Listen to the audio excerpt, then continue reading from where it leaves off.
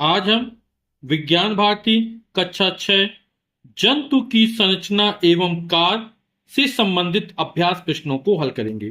पहला प्रश्न है, सही विकल्प छांटकर अपनी अभ्यास पुस्तिका में लिखिए। भोजन का पाचन होता है। तो जो भोजन का पाचन होता है वो कहां पर होता है? आहार नाल में होता है। मानव के मस्तिष्क में कितने भाग होते हैं?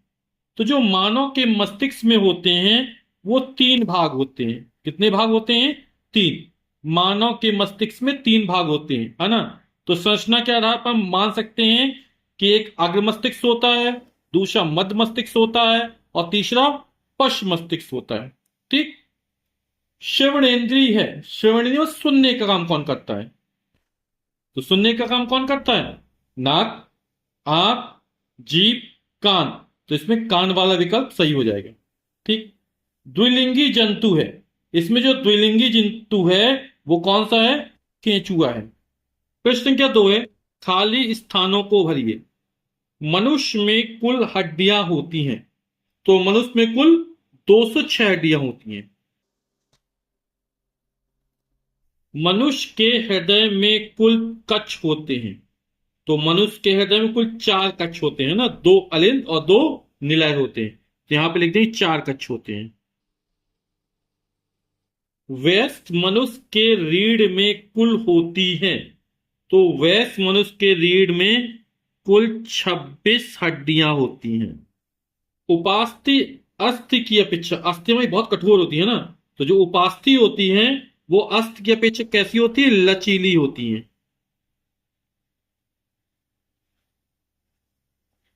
प्रश्न संख्या 3 है, निम्नलिखित में सही जोड़ा बनाइए। स्तंभ का स्तंभ खा से हमको मिलान करना है। मेढक। तो मेढक में क्या पाक जाल पाया जाता है? त्वचा। और त्वचा स्पर्श के लिए होती है। स्पर्श का अनुभव किससे होता है? त्वचा से होता है। कान। और कान अभी आया था विकल्प में, श्रवण या सुनने का काम करते हैं। वृक्क मूत्र में चला जाएगा ये। और पंख जो होंगे वो उड़ने का काम करते हैं। प्रश्न संख्या 4 है, निम्नलिखित कथनों में सही कथन किया आगे सही तथा गलत किया गलत चिन्ह लगाइए। मछलियों में प्रचलन पंख द्वारा होता है। तो प्रचलन पंख तो पक्षियों में होता है ना, पख द्वारा होता है, यहां पंख बोल रहा है, तो ये क्या हो जाएगा? गलत हो जाएगा। मनुष्य का हृदय बराबर स्पंदन करता, बिल्कुल हम जीवित हैं, यानी हृदय क्या लगातार स्पंदन कर रहा है। पुरुष में एक जोड़ी वृषण पाए जाते हैं, ये भी बिल्कुल सही है। मनुष्य में भोजन का पाचन मुख से ही प्रारंभ हो जाता है ना, मुख में जैसे ही आता है तो उसे लार मिलती है, लार में टाइलिन एंजाइम होता है। तो मनुष्य में भोजन का पाचन मुख से ही प्रारंभ हो जाता है। प्रश्न क्या 5 है, मनुष्य के श्वसन अंग का नामांकित चित्र बनाइए।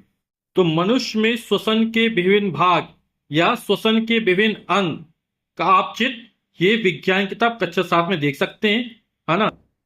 तो जो मनुष्य का श्वसन तंत्र है वो नासा द्वार, फिर नासा गुहा, फिर ग्रसनी, फिर श्वास नली और फेफड़ों से मिलकर बनता है ना। यहां पर ये श्वास नलियां गई हैं, ये पसलियां हो गई है ना, ये डायाफ्राम है ना, और ये फेफड़े हो गए। तो ये आप चित्र देख के बना लीजिएगा। ठीक। प्रश्न संख्या 6, मनुष्य में पाए जाने वाले किन्हीं 4 तंत्रों के नाम लिखिए। तो 4 तंत्रों के नाम लिखने हैं ना। तंत्र बनते कैसे हैं? हमारा शरीर जो है वो अनेक छोटी छोटी सूक्ष्म इकाइयों से मिलकर बना होता है ना, जिसको कोशिका कहते हैं। जो कोशिका होती है वो जीवन की आधारभूत एवं संरचनात्मक एवं कार्यात्मक इकाई होती है। ठीक। फिर कोशिकाओं से मिलकर ऊतक बनते हैं, है ना। समान रचना व उत्पत्ति वाली कोशिकाओं का जो समूह होता है वो ऊतक कहलाता है। फिर ऊतक से मिलकर अंग बनते हैं, है ना। फिर जब अंगों से मिलकर अंग तंत्र बनता है या तंत्र बनता है, और तंत्रों से मिलकर हमारा शरीर बनता है। तो हमें किन्हीं 4 तंत्रों के नाम लिखने हैं, है ना। तो मनुष्य में पाए जाने वाले तंत्रों के नाम पाचन तंत्र हो जाएगा, श्वसन तंत्र हो जाएगा, उत्सर्जन तंत्र हो जाएगा, तंत्रिका तंत्र हो जाएगा, और लिखना हो तो परिसंचरण तंत्र हो जाएगा, है ना। अगला प्रश्न है, कंकाल तंत्र के 2 कार्य लिखिए। तो पहला हो जाएगा कंकाल शरीर की एक निश्चित आकृति एवं आकार प्रदान करता है, और दूसरा कंकाल शरीर को सुरक्षा प्रदान करता है तथा इसको सुदृढ़ बनाता है। अगला प्रश्न, संधि किसे कहते हैं? उत्तर हो जाएगा, हमारा कंकाल तंत्र हड्डियों का ढांचा होता है। इनकी हड्डियां एक दूसरे से विभिन्न प्रकार से आपस में जुड़ी होती हैं। इन जोड़ों को संधि कहते हैं। तो अगला प्रश्न है प्रश्न संख्या 9, मनुष्य के हृदय का नामांकित चित्र बनाइए। तो ये मनुष्य के हृदय की काट का नामांकित चित्र हो गया, है ना। आप लोग जानते हैं मनुष्य के हृदय में 4 कोष्ठ होते हैं ना, 2 आलिंद और 2 निलय। तो ये दायां आलिंद है, ये दाना निलय है, ये बायां आलिंद है, ये बायां निलय है ना। और कच्छों के बीच की विभाजन की ये दीवार हो गई। तो ये चित्र आप अपनी कॉपी में बना लीजिएगा। प्रश्न संख्या 10 है, मनुष्य में कितनी ज्ञानेंद्रियां पाई जाती हैं? प्रत्येक का नाम तथा काल लिखिए। तो उत्तर हो जाएगा, मनुष्य में कान, आंख, नाक, जीभ तथा त्वचा 5 ज्ञानेंद्रियां पाई जाती हैं। ज्ञानेंद्रियां ज्ञान की इंद्रियां, सेंसस ऑर्गन। कान, है ना, कान को श्रवणेंद्रिय भी कहा जाता है। कान सुनने तथा शरीर का संतुलन बनाने में सहायक होते हैं। आंख, आंख को दृश्येंद्रिय भी कहा जाता है। इसके द्वारा देखने का कार्य होता है। आंखें वस्तुओं का आकार, आकृति, रंग, प्रकाश तथा अंधकार आदि का अनुभव कराती हैं। नाक, नाक को घ्राणेंद्रिय भी कहा जाता है। नाक द्वारा गंध का अनुभव होता है। जीभ, जीभ को स्वादेंद्रिय भी कहा जाता है ना, स्वाद का अनुभव लेते इससे।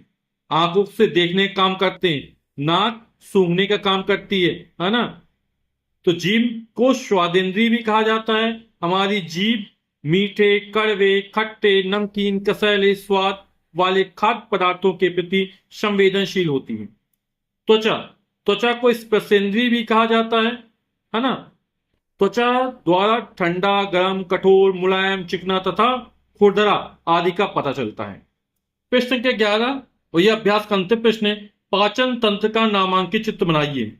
तो ये चित्र आपकी किताब में दिया गया हुआ है। तो चित्र बनाना और नामांकित उसमें नामांकित करना है। जैसे ये नासा गुहा, ये मुख, ये मुख गुहा है, ये ग्रास नली गई, ये आमाशय है, ये यकृत है। यकृत क्या है? मनुष्य की सबसे बड़ी ग्रंथि होती है ना। फिर ये पित्ताशय हो गई, यहां पर छोटी आंत, बड़ी आंत, कोलन, अपेंडिक्स, मलाशय और गुदा। तो ये आप चित्र बना लीजिएगा, ठीक।